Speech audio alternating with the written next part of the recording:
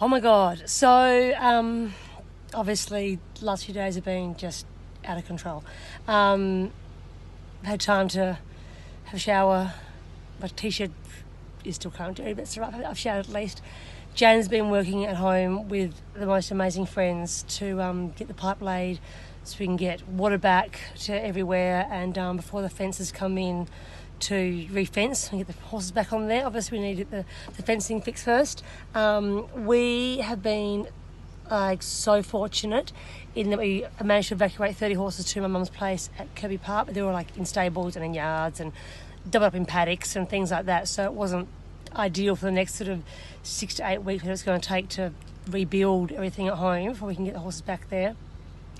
A friend of mine had just bought a property in Hahndorf that's set up for horses, and her horse actually registered with me, so they had nothing to put on there. They weren't going to move in. She said, take the property. Just take it for as long as you need it. So, Nat, I just can't thank you enough, as well as my parents having us here. We moved all the horses from Kirby Park to the place in Hahndorf yesterday. I'm moving the last 3 today, Candy, Viva and Ziggy. I'm taking them now. I'm in the car, loaded up. Finn's in with my mum. She's been looking after him. He needs a feed, so I'm parked in the shade first. I was inside, give him a feed, and then I'll keep trucking over. Just cannot thank the people that have come, helped us. There's a big fruit platter here to take to my girls. They've got some lovely fresh fruit to eat.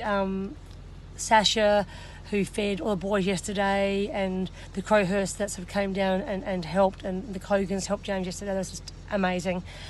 I'm just overwhelmed. Everyone wants to help, and we're the ones that normally help, and I just, for the bottom of my heart, I feel embarrassed to accept their help, but obviously we need their help right now. The people that have lost their houses, but they've got their own support teams as well. I've got spare rugs I've donated to go to those people that have lost, everything, lost rugs and sheds and all that sort of stuff. So, everybody's helping everybody. It's just, I never felt such a sense of community before. It's been, I've had other, bits and pieces, but nothing like this. This is just everyone is pitching in to help. It just is incredible. My girls, Izzy, who's a student of mine, Alicia, who's meant to be going home this week for a holiday, she stayed. She's staying a few extra days, but she'll get home for Christmas. Talia from Victoria as well, she was staying at Christmas to help us over Christmas. She's been rock solid as well. Poor Izzy, she never towed a float before, and we gave her Alicia's giant 2-horse float, Alicia's car, because it's automatic, and said you can start towing horses to KP. So she learnt the tow pretty quick, and she did her trips. Alicia, I sent out on the first load of horses out in our car, our float, Candy, Barina, Barbie, Viva, the 2 dogs, and Finn in the car with her. She literally got a K down the road and just did a check and went, I've got Megan's entire life here, Megan Jones' life right in my care right now. It's a bit stressful for her, but she got them there safely, gave Finn to my mum, and came back and did some more loads.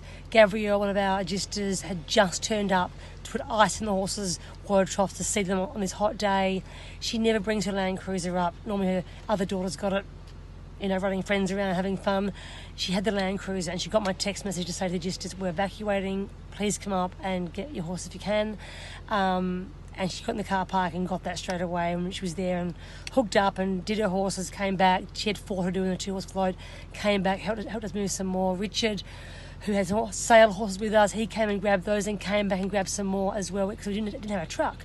So we had to move 30 horses, and it was terrifying. If we had delayed thinking about moving them for 10 or 15 minutes, maybe even 10 minutes, and not started moving when we did, we would have not got the last 2 floats back in from the road closures, and wouldn't have got those last 4 horses out. They would have been in the end okay in the indoor arena, but with the smoke have affected them though, who knows, so it's just so lucky that we got them all out, and so lucky that we had our plan and we pulled the trigger and started doing stuff when we did it. And as the girls are here now, they've gone and had breakfast, and they've Alicia, Izzy and Talia, my little heroes. They have just been amazing. Like they're just, I've been able just to organise stuff for James on an admin side of things, look after Finn, do some running around. But these girls have been moving horses, settling horses in, grabbing gear, grabbing feed, and doing all that. Hey girls, here's my incredible team. We could have done this all without these girls as well. It's just, I just can't believe that we've just got out so unscathed. You know, the horses are all okay. Yeah, our paddocks are all gone, that kind of stuff. But we can fix that in time.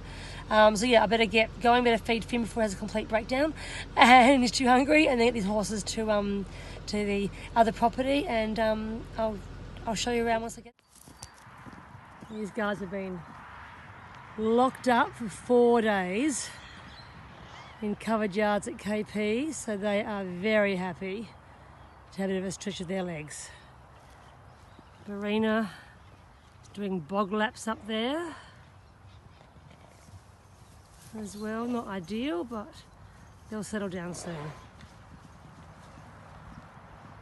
hopefully. I'll just stay here and watch them. Oh dear. Just gives me the heebie-jeebies when I watch them gallop around. We have return of the bush weasel, and she's not even on the lunge.